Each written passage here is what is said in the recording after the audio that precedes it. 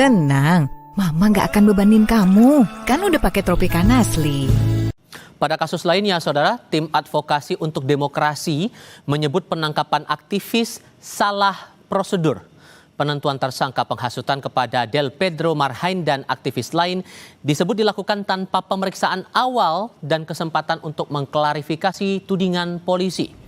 Tim advokasi bilang ada proses yang terlewat yang dijalankan polisi dalam menetapkan status tersangka kepada aktivis yang sedang menyuarakan keadilan via media sosial.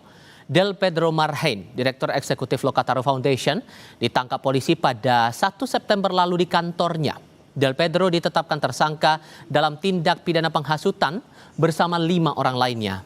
Ia dikenakan pasal Undang-Undang ITE dan Undang-Undang Perlindungan Anak.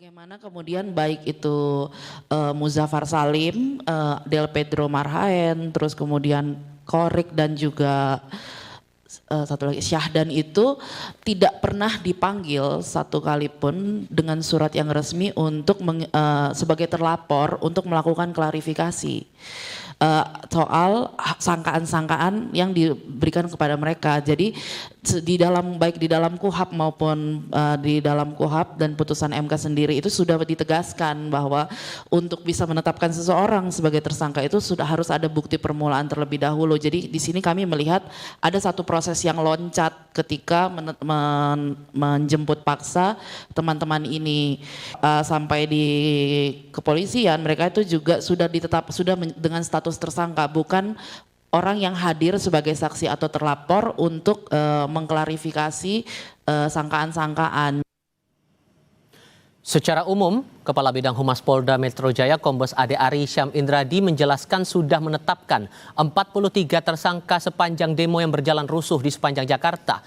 Seluruh tersangka dibagi menjadi 2 klaster, yakni klaster menghasut dan klaster anarkis. Kesemua tersangka TKP-nya tersebar di sejumlah wilayah di Jakarta, yakni sekitar gedung DPR MPR, Istora Senayan, halte Transjakarta, dan sekitar pusat perbelanjaan di Jakarta Selatan serta Jakarta Pusat. Nah, polisi juga akan mengungkap aktor utama penggerak kerusuhan. Maka 43 tersangka itu ada 2 klaster lah ya, ada 2 kelompok.